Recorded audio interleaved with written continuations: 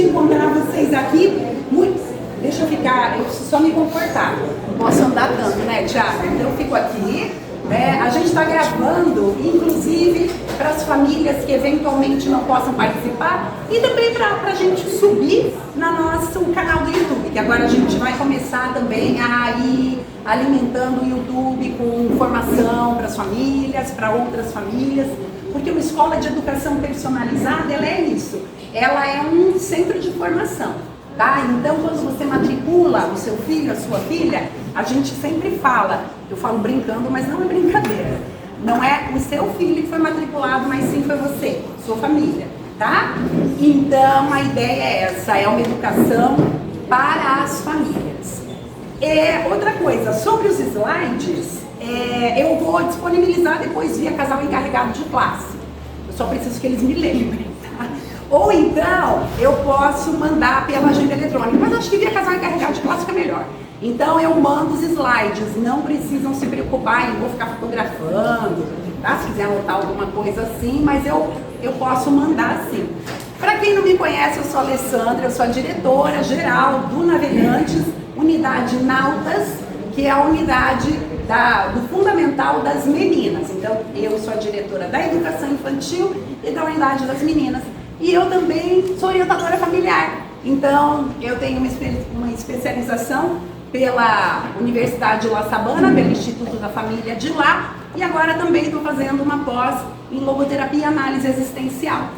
Então, tenho 5 filhos, sou casada, tenho 5 filhos, já o mais velho tem 32 anos, e eu embarquei nessa navegação aqui. Como é que eu vim parar no Navegantes? Vim parar no Navegante, justamente eu era professora de inglês, fui coordenadora há muito tempo e tinha uns filhos e comecei a me interessar pela orientação familiar por conta dos meus filhos. E comecei a ver que haviam crises que algumas crianças e adolescentes, em concreto foi uma adolescente que foi assim um turning point para uma virada de chave, para eu falar, não vou trabalhar com adolescentes ou crianças, porque não são elas o problema. Eu preciso trabalhar com as famílias. E aí, nessa época, um grupo de pais que queria começar a educação personalizada, trazer um colégio de educação personalizada aqui para Londrina, amigos meus, me procuraram e me fizeram uma proposta, se eu toparia. E aí eu falei, opa, uma escola que trabalha com as famílias? Claro que sim. Então foi isso. Eu continuo estudando, tá? E sugiro isso para vocês, pais, do fundo do coração. Nós temos aqui, entre nós, eu não sei se Caia, Natânia, não sei se estão, mas a gente tem a Paula e o Joel, que são também do IBF, né? Então também são orientadores familiares, mediadores. Eu não sei se tem mais alguém. O que eu quero dizer para vocês vocês estudam bastante, não estudam? E também sugerem, recomendam fortemente que os pais estudem. É muito importante, tá, gente? O que nós vamos falar hoje, inclusive, conheça a fase em que está seu filho de 2 e 3 anos, não saiu da minha cabeça, saiu de estudos. E fácil sim, importante, tudo tem um livro bem bacana do Simon Sinek, que é um livro mais para administradores, para gestores, e pode ser para nós mesmos, que é a nossa própria vida, que comece pelo porquê. Tudo tem um porquê, tá? E se a gente ainda não parou para pensar o porquê, porque nós estamos aqui, porque eu escolhi me casar, e porque às vezes pode ser uma coisa bem maluca, pode ser bem besta. Eu escolhi casar porque eu fiquei com medo de ficar solteira. Aí eu olhei para aquele ali que estava passando e falei, é você. Ok, mas existem consequências para isso. Então, parar e refletir, e que a nossa vida é dinâmica, isso é muito importante. E que agora é muito mais dinâmica, porque vocês têm nas mãos uma criança, ou várias, de várias idades, mas essas que nós estamos falando, dos 2 a 3 anos, em um período de ouro, tá? Isso não é um discurso. Toda vez que eu vou no Navegantes, eles falam que os pais são protagonistas, que essa é a idade de ouro, desenvolvimento das crianças. Pois é mesmo. Eu não vou mostrar, até tem pelo nosso, mas eu passei para a turma anterior, Raquel viu que estava aqui, né? Um vídeo da Universidade de Harvard, que mostra o quanto as experiências experiências que as crianças vivem na sua mais tenra idade, até os 3 anos concretamente, impacta direto, mas todas, até os 6, depois. E tem estudos que falam até os 9, que o período de ouro do desenvolvimento da criança é do 0 ao 6. Alguns estudiosos hoje já estão falando até os 9, que bom, né? O fato é que tudo que você plantar nessa época vai ter um impacto ali na frente. Então é sobre isso que nós vamos falar um pouquinho, mas trazendo para alguns traços do desenvolvimento da criança nessa faixa etária, casando também com algumas das razões como nós trabalhamos aqui na escola, tá? Então, olha, primeiro, essa frase é tirada de uma música desse cantor, John Hartford. E essa música, apesar de ser bem doida, tem uma parte dela que é muito legal e que ela se refere mesmo ao que nós estamos vivendo, vocês, né, no caso. Uma criança de 2 anos. Eu sou como uma criança, tentando fazer tudo, dizer tudo e ser tudo, tudo ao mesmo tempo. Alguém poderia me dizer se não é assim mesmo? Né? Não é verdade? Então, é com essa preciosidade que vocês estão lidando, né? Tenta fazer tudo, diz tudo, ser tudo, tudo ao mesmo tempo. E a gente às vezes fala, meu Deus, o que eu faço com isso? Então, nesse tempo juntos, nós falaremos sobre emoções e temperamentos. Não que eu vou dar uma aula de temperamento, depois nós vamos ter outras pessoas para falarem sobre isso, mas questões de desenvolvimento na primeira infância. Então a gente vai falar sobre a emergência, o emergir, né, do senso de identidade. Nós vamos falar sobre o desenvolvimento da autonomia. Nós vamos falar sobre o desenvolvimento da consciência. Nós vamos falar sobre obediência. E nós vamos falar sobre a crise dos 2, 3 anos, terrible twos. Tá? Certo? E que algumas pessoas pensaram assim, ai que bom, né? A hora que acaba, 2 anos passou, porque é terrible twos. Não, ela se estende até os 4. Então é terrible 2, 3, 4, tá? Ok? Então, é isso. Vamos começar com as emoções e os temperamentos. Então vamos entender um pouquinho a diferença. O que são emoções? Olha lá. Que emoções que a gente tem ali? Fala uma, vai. Gente, uma emoção. Raiva. Raiva é a primeira que vem, mas quando lembra que quero muito. É a primeira que é fora. Né? E que mais, gente? Medo, né? Então, o que são as emoções? Elas são isso. Elas são reações subjetivas a um estímulo externo, tá? E às vezes, a gente vai ver que às vezes até um estímulo interno, tá bom? Então, subjetivas a experiências relacionadas às variações fisiológicas e comportamentais. A criança estava brincando, você fala para ela que é hora de tomar banho.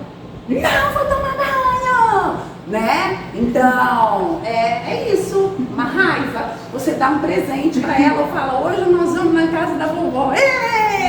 Né? Ou então a criança, você está saindo da escola, a criança olha para você, o que tem no carro? Tem tal coisa, ou então tem tal coisa, né? Então a gente vai vendo tudo isso na saída da experiência, vivência nossa. Então são essas reações, tá? Todas as pessoas humanas, elas têm, todo mundo tem, gente. Por quê? Medo. Medo é uma coisa ruim? Por que medo não é uma coisa ruim? Porque o quê? Porque protege. Exatamente, medo não é uma coisa ruim. Tristeza é uma coisa ruim? Tristeza não é uma coisa ruim. E olha, cuidado, tá? Olha quanto, vamos pensar, olha, vocês estão falando pra mim que tristeza não é uma coisa ruim. E tristeza é uma coisa que faz parte da vida humana. E quantas vezes eu vejo, às vezes, pais preocupadíssimos. Ai, porque o peixinho morreu. Sabe o que eu vou fazer? Para ele não sentir tristeza porque o peixinho morreu, ele não viu, eu vou pegar e vou catar e jogar aquele peixinho fora, eu vou trazer outro e colocar no... E tá tudo lindo, tá tudo maravilhoso. Mais ou menos igual a alegria lá do Divertidamente. Gente, a tristeza, depois a gente tem vários psicólogos aqui na plateia, que bom, a tristeza faz parte e a tristeza nos ajuda, a tristeza bem trabalhada, ela nos faz mais resilientes. E outra, notícia bem grande, bem alta, a tristeza faz parte da pessoa humana. O homem, eu gosto de puxar a brasa para a sardinha do Victor Frankl, do logoterapia, homo patiens, o homem sofre, tá? O homem mulher, pessoa humana, tá? Agora, como eu passo por essa tristeza? Ele fala assim, que eu seja digno do meu sofrimento. Olha que bonito, né? Então, o nojo é uma sensação, ai meu filho, não pode ter nojo das coisas. Lógico que pode. O nojo, não de tudo, tá, gente? Mas o que eu quero dizer é, o nojo não é o problema. Se eu não tivesse nojo, imagina, a criança abre, sei lá, um pote, uma vez, eu esqueci, gente, era uma viagem, eu coloquei uma coxinha dentro de uma tabuera e botei dentro do console do carro. Passa o tempo, gente, o que essa tabuera tá fazendo aqui? Abri a tabuera perto de um filho meu, aquela coxinha, ela tinha cabelo, né? Aí ele, que nojo! Se ele estivesse sozinho, isso protege ele. Então o nojo não é um problema, tá? Então todos nós temos essas emoções. O problema não são as emoções. O problema é como nós reagimos a elas. E aí, nós estamos falando sobre, então todos temos emoções. Mas as emoções, elas diferem quanto à frequência com que sentem uma determinada emoção. Os tipos de eventos que possam produzi-la, as manifestações físicas que apresentam, sua intensidade e como agem em consequência. Tudo isso tem a ver com o temperamento. Então, diferem quanto à frequência com que sentem uma determinada emoção. Quem conhece um pouquinho de temperamento?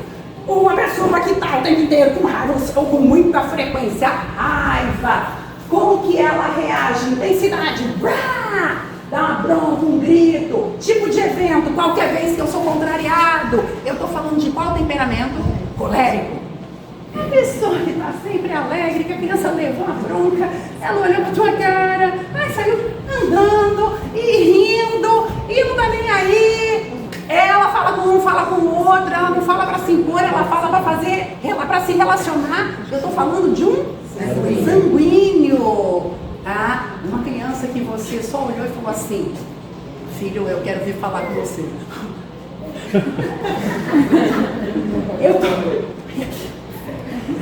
Você tem que ir pisando em ovos para ver como que você fala aquela.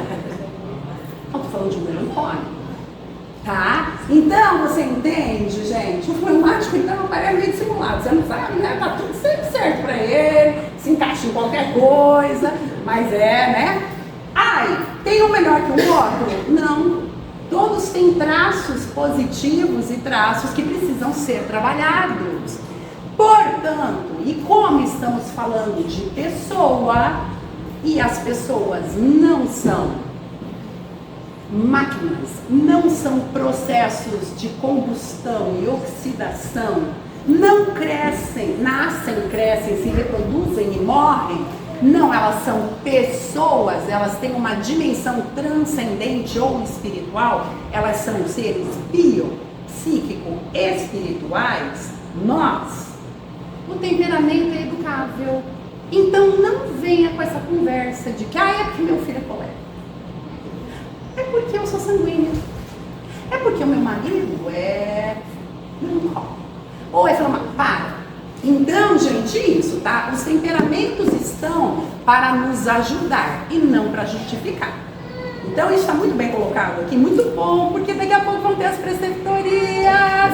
Então não adianta você chegar na preceptoria e falar para a professora, então, mas sabe, é que é assim. A professora fala, então, é assim mesmo. Mas o que vão fazer para melhorar? Né? Então os PPMs, projeto pessoal de melhora. Gente, isso aqui é bonito. Tentaram colocar na nossa mente durante muitos anos que nós somos fruto, projeto, resultado, consequência do que fizeram com a gente no passado. Eu estou aqui para dizer que o passado, as vivências impactam, mas não determinam quem você é. Você é livre e responsável. E é essa notícia que a gente quer dar para as crianças. E é por isso que a gente trabalha com autonomia. E é por isso que a gente faz um convite aos pais que não queiram resolver tudo para os seus filhos. E é por isso que a gente estuda. Tá? Então, o temperamento e pesquisas mostram que é 80% educável. Que bom? Porque já imaginou? Então não adianta, gente. Eu sou colérica, tem que me aguentar. Você chega lá, o teu chefe falou alguma coisa, você pega tudo, joga na cara dele, porque você é colérica. Então é o chefe que me engula. Gente, não é assim. Né? Então somos pessoas humanas, olha. Né? Então vamos lá. Entrando então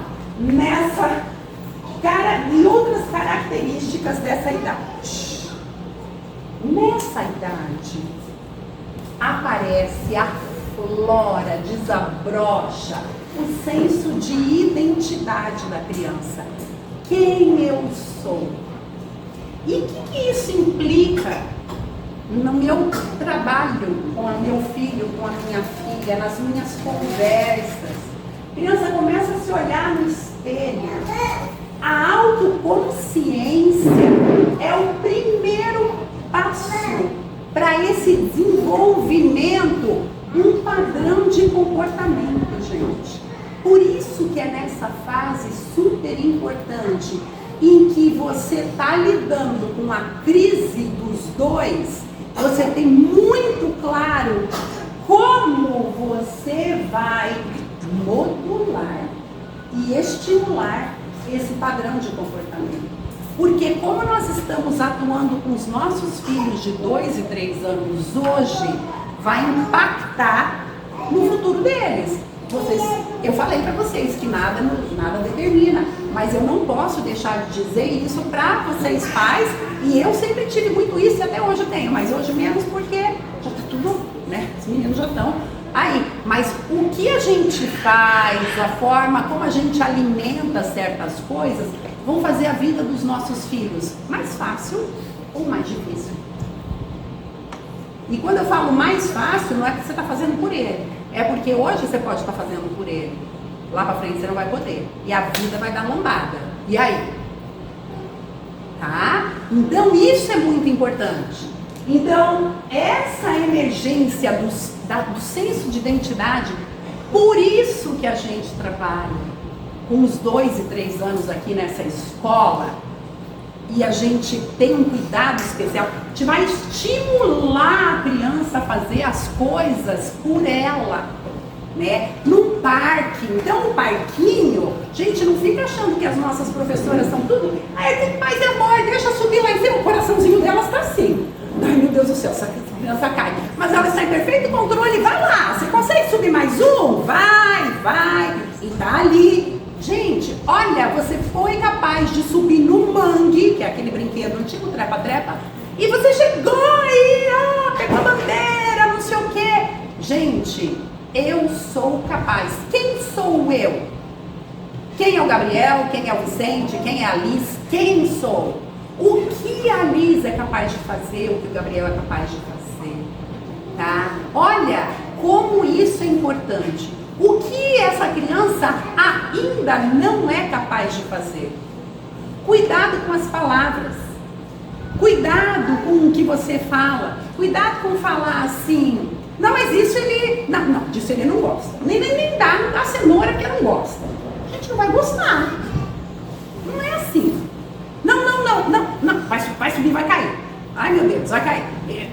Tá, aí você já todos vocês devem conhecer pessoas super inseguras, adultos inseguros. Ah, mas eu não sei o que eu faço. Nossa, e se eu for falar com o chefe por conta disso, nossa, eu posso perder o emprego. Nossa, se eu...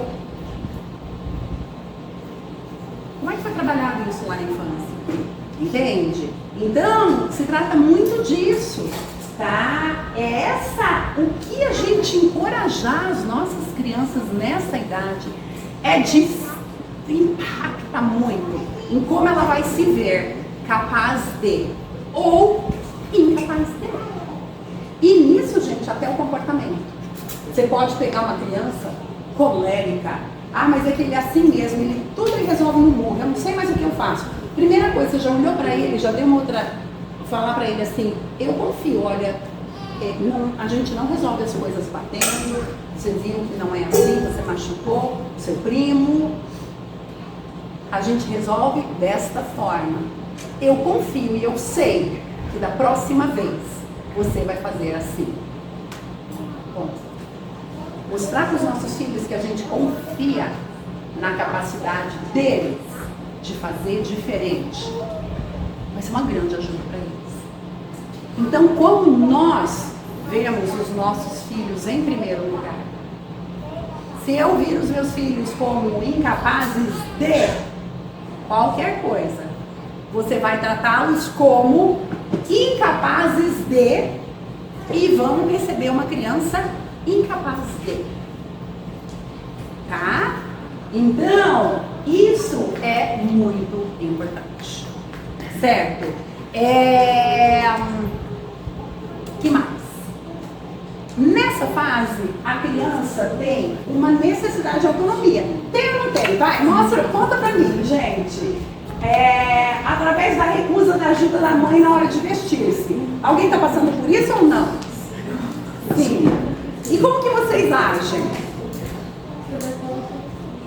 Fala alto, quer escutar?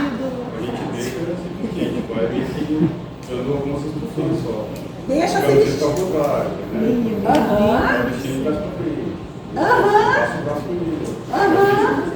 Bacana. Quem faz diferente? Como que a Raquel faz? Eu confesso que depende do momento, né? Se eu estou com pressa, filho, corre aqui, e aí eu começo a estar pronta porque ele não está vindo para eu vestir. Entendeu? Se eu estou no momento tranquilo e tal, eu super oriento e tal, mas se não, aí começa os problemas. E o que é o melhor? Tá na pressa ou super oriento? Super oriento. Então, e você percebe, olha que bonito isso. Nós é que somos os adultos. E realmente, então, Raquel, o que é? Se eu estou na pressa, então nós vamos ter que dar um jeito, né? Igual aquele para-choque de caminhão que a gente vê. Uma vez eu li, tá com pressa, devia ter saído de casa antes, uma coisa assim, sabe? Então é mais ou menos isso. É a gente se organizar para facilitar. Vou ficar um pouco aqui, porque aí eu fico um pouco, tem umas pessoinhas aqui que eu não estava vendo muito, eu vou ficar um pouco aqui agora. É a gente se organizar para a gente facilitar que as crianças façam as coisas por si, aquilo que elas podem fazer. E sim, Raquel e todo mundo aqui presente, vou te facilitar já, vou ficar só. Nós vamos ter que sair mais cedo para estimular os nossos filhos a se trocar, para sair um pouquinho mais cedo, para que a criança possa, inclusive, subir. Vou contar uma coisa para vocês, presta atenção comigo, quantas chances que são perdidas na vida dos nossos filhos por nós fazermos as coisas para eles, tá? Então, a criança acorda, às vezes ela acorda, ou estamos com pressa, ou seja na hora, depois do almoço, que seja, né? Mas ó, vamos pegar a criança que acordou, às vezes a criança tá ali mole, e você tá com uma pressa, porque na verdade só tem 15 minutos para sair, porque daqui a pouco, e aí você fala assim, vai dormindo mesmo, eu já visto ele. Aí sabe o que eu faço? Eu cato, fiz a mamadeira, eu dou a mamadeira. Aí eu venho correndo pra escola, aí eu entrego e quero que a professora pegue no colo. Porque gente, essa criança perdeu a chance de se vestir sozinha, de você estar do lado dela e ela lavar o rosto. É verdade, vai escorrer, tá? Tudo aqui, vai molhar o chão. Mas ela vai estar trabalhando coordenação motora, presta atenção no rosto, tá? Escova o dente, você e ela junto, senta, toma um café, vem caminhando sobe na cadeirinha, aí você põe um cinto nela, aí desce ela, aí ela vai andando, puxando a sua mochilinha. Quantas coisas que essa criança foi capaz de fazer sozinho. O quanto isso para ela vai dizer, olha, eu sou a Maria e eu sou capaz de puxar a minha mochila, eu sou capaz de me vestir sozinha, eu sou capaz de... Tá, gente? Então, isso. Vai lá, Ulisses. Eu queria, na verdade, só pegar esse momento para perguntar.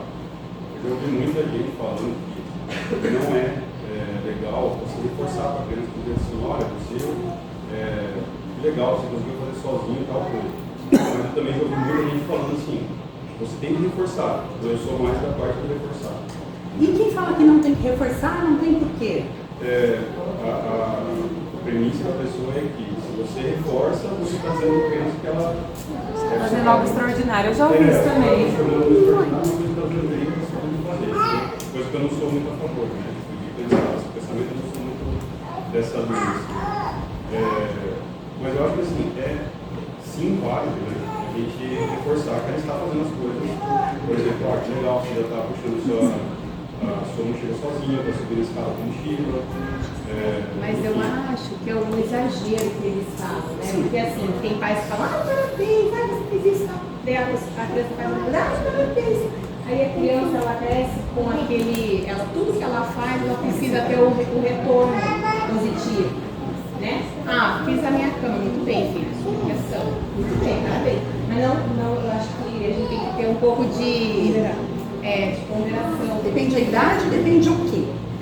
Eu não posso bater palma para um adulto que bota um cinto e que bota a criança no banco de trás em cima de um booster e passa o cinto na criança. Isso é o mínimo.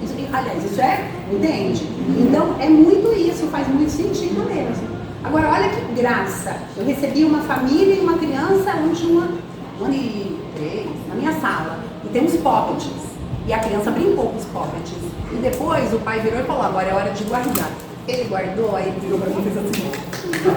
Gente, que coisa linda! Ai, claro, fulaninho, você guardou, parabéns! É lógico que sim, né? Quem não gosta? Quem não gosta, gente? Nós que temos chefe ou colega de trabalho, você não vai gostar que um colega de trabalho vire pra você e fala assim, puxa, olha, gostei daquela planilha que você fez, me ajudou pra caramba, obrigada. Não é? Tá? Então... Ela se investia primeira, segunda, décima vez na vida da criança. E ela mostrou. É verdade, olha que legal esse pensamento. Não é uma coisa ordinária. Depois da décima, sei lá, se torna. É verdade. Aí viram outras conquistas. Não é? Viram outras conquistas. Gente, a autonomia é o principal desenvolvimento de uma criança nessa faixa etária. E muitas das birras e do terrible twos das crianças é porque a gente acaba comprando todo tipo de birra. Já me explico, a criança quer sair com uma camiseta roxa e uma calça, sei lá, laranja, amarela, uma coisa que nada a ver. Aí você vira e começa a brigar. Não vai com essa roupa. Por quê? Porque eu não gosto, porque eu não quero. Ai, que vou pensar, tipo, já pensou com essa roupa? Tá? Gente, cuidado. Se isso não é um autoritarismo. O que é autoritarismo? Qual a diferença entre autoritarismo e autoridade? Autoritarismo, eu faço pelo meu bem-estar. Autoridade eu faço pelo bem da criança. Qual o problema da criança? Qual é o bem maior aí? Porque senão você vai começar... E eu vou dizer pra vocês, a grande maioria das pessoas que falam que uma criança é muito birrenta, é porque ela não tem espaço para viver a autonomia dela. Então você começa a criar espaço nas coisas que ela pode ser autônoma. tá? Então, por exemplo, vamos dizer, ontem eu conversava inclusive com uma mãe sobre isso. Tudo bem que a criança queria ir com uma roupa, era um shorts e uma camiseta para ir pra missa. A mãe, não, mas nem explicou também por quê. Aí o que acontece? O que você pode fazer? Olha, essas daqui são as roupas de missa. Você tá dando chance pra criança. Sabe por quê? Porque na missa a gente vai mais elegante, a gente está indo, é na casa de Deus, e você já explica. Aí, com uma criança dessa idade, simples e ali, assertivo. Mas dá a chance dela. Agora é hora de tomar banho. Essa fase é a fase terrível. Eles não querem tomar banho, eles não querem. Bom, primeiro, você está avisando com antecedência como vai ser a rotina? Você inventou de fazer, às vezes, um quadro de rotina, um relógio que ela entenda, alguma coisa, para mostrar para ela o que acontece no dia dela, no dia a dia dela? Você já experimentou falar para ela, então, filho, olha, banho é inegociável, claramente. Ou seja, banho vai tomar. Agora, você pode escolher com qual esponja, qual brinquedo você vai dar banho, que sabonete você quer usar, que toalha você quer se enxugar. Gente, a criança, ela quer ter espaço de autonomia. É isso.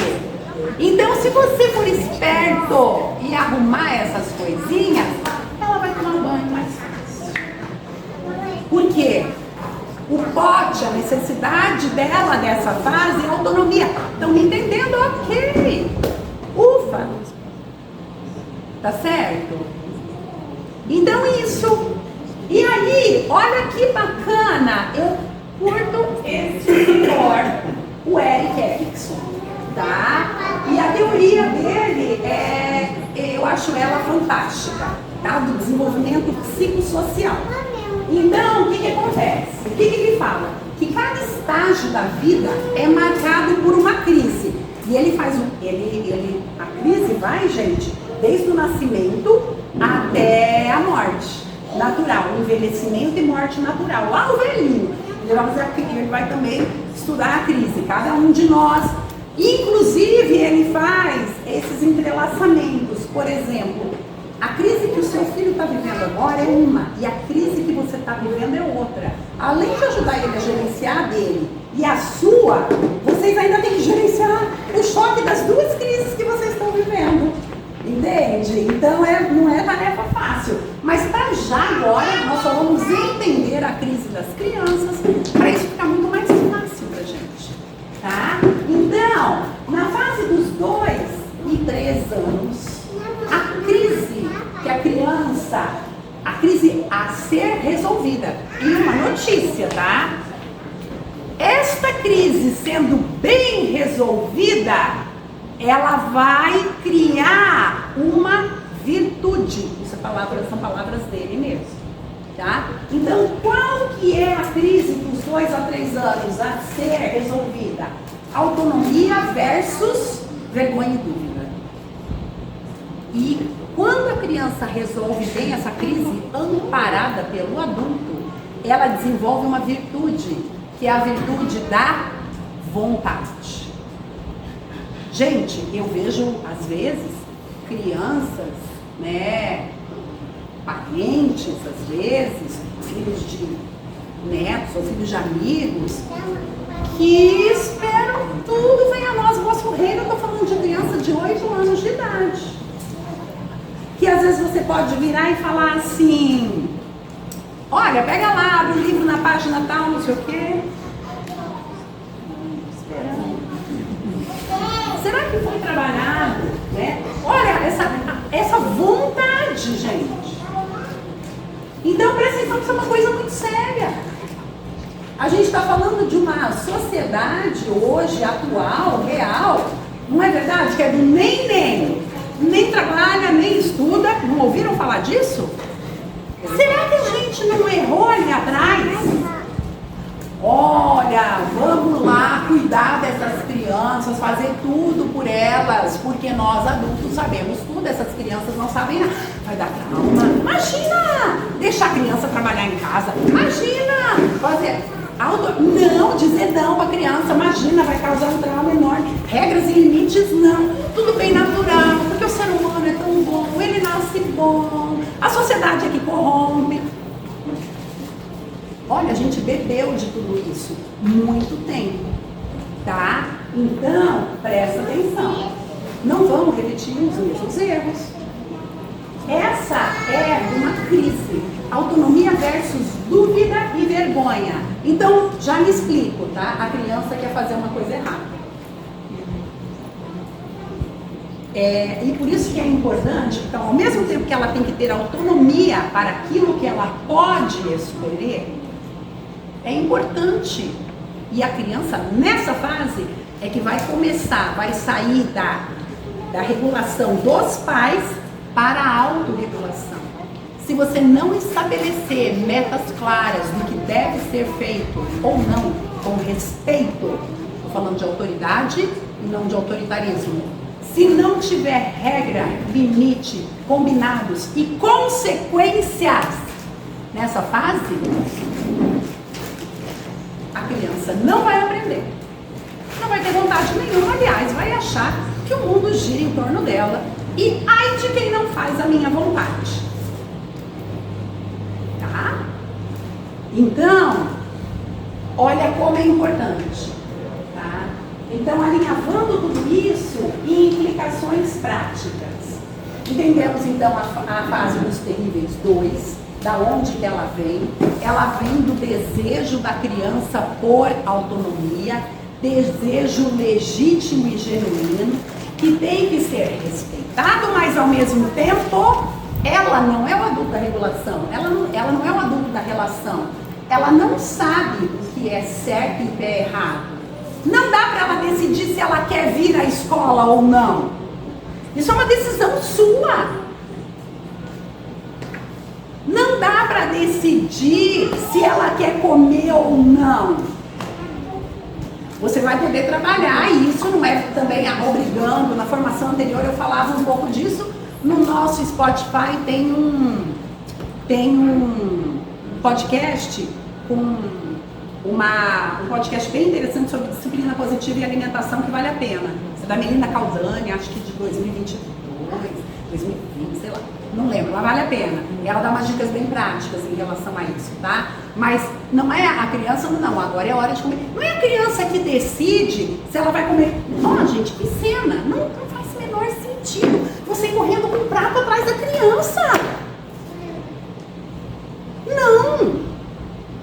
Quem é que tá mandando nesse caso? É a criança que vai correndo e rindo de você, porque eles fazem isso mesmo. Eles vão né, e correndo, e você lá, correndo com o prato atrás.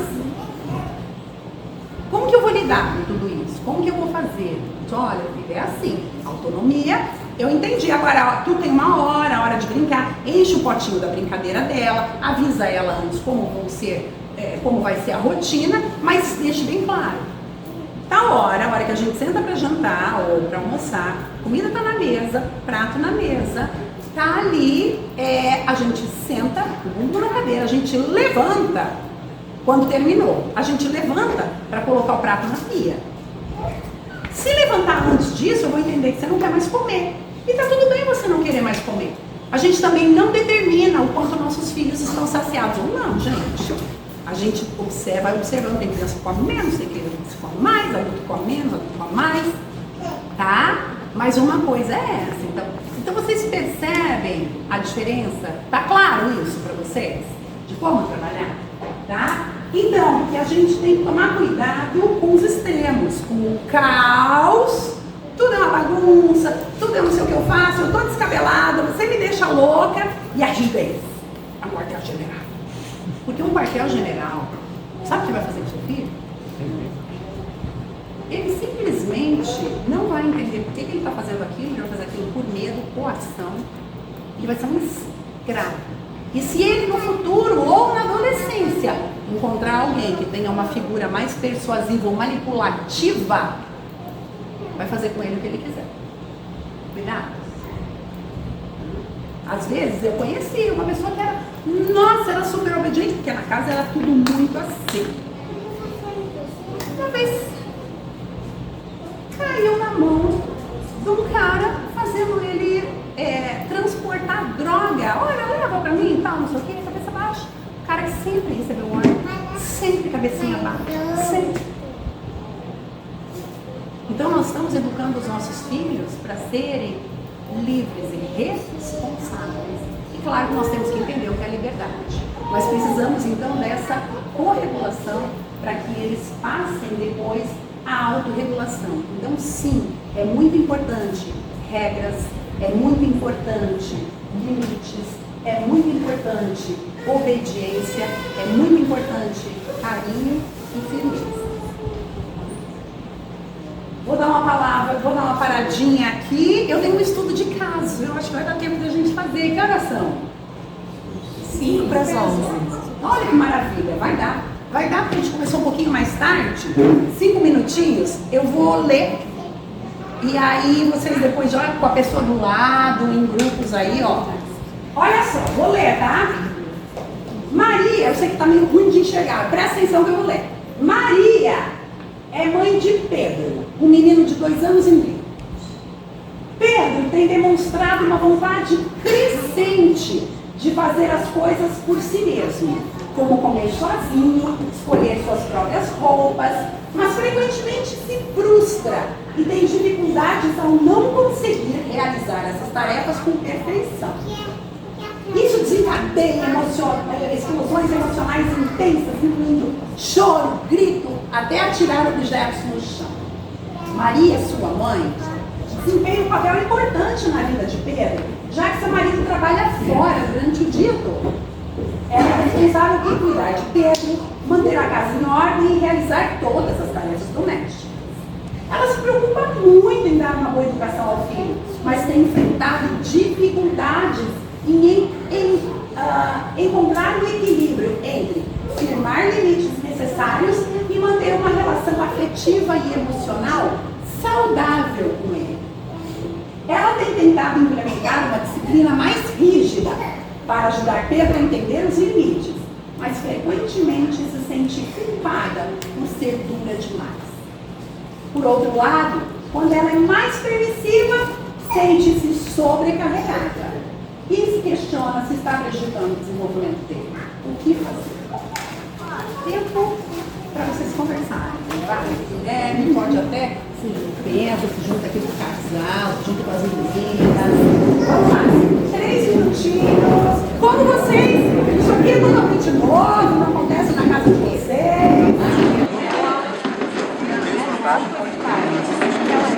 Você vai trabalhar tem um dueto na velha amigo atrás de uma carinha e eu percebi que é literalmente o balanço entre o carinho e o caráter, né? Mas eu acho desafiador eu conseguir, porque algumas vezes envolve até a minha paciência. Determinadas coisas que ele tem que fazer, só que às vezes ele Daquela percebe. respirada, sabe? E aí eu faço uma abordagem, sabe?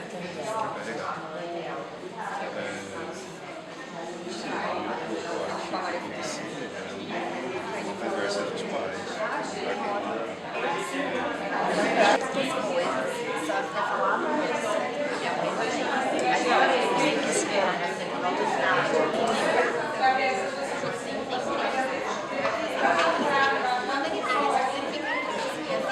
Só que eles não têm a maturidade de ver isso, de entender isso. Se a gente mostrar, é mais fácil para eles. É mais fácil confiar do que entender. Eles ainda não têm o cognitivo de entender.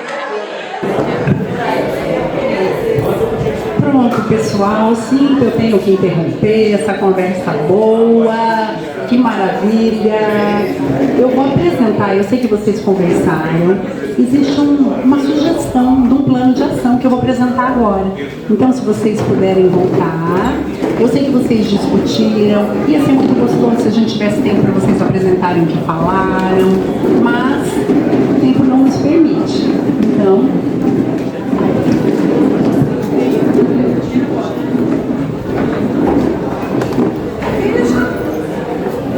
vejam então se o que vocês discutiram tem um pouco a ver com isso aqui, ó.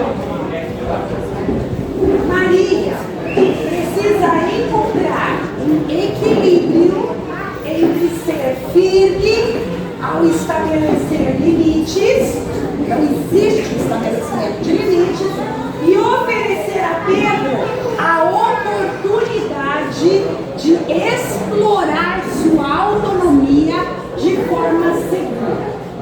É importante que ela se comunique com Pedro de maneira clara e respeitosa, explicando os limites. Mas explicando, gente, não é tentando convencer. Você nunca vai conversar com crianças de 2 anos, 2, 3 anos, tá? Então você explica e pronto, acabou. Tá? Oferecendo escolhas adequadas e demonstrando empatia durante os momentos de frustração. Além disso, Maria pode buscar um ambiente adequado para o desenvolvimento do seu filho fora de casa, com atividades de socialização com outras crianças. A escola é um local muito bacana para isso.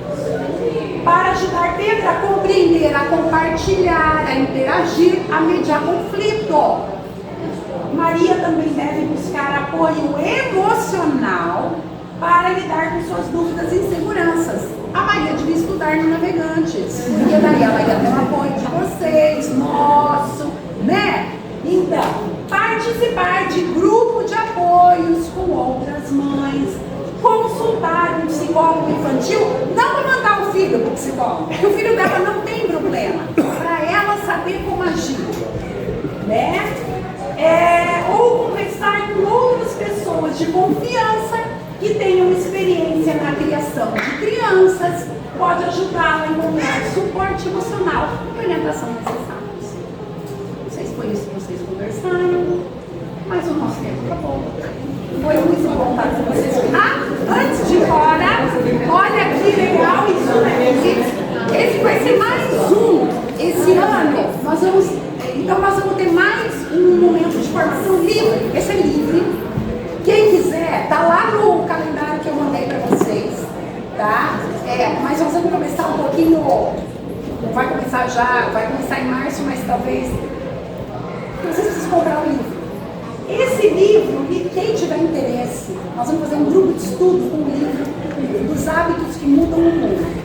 Então, nós vamos trabalhar as virtudes, tá?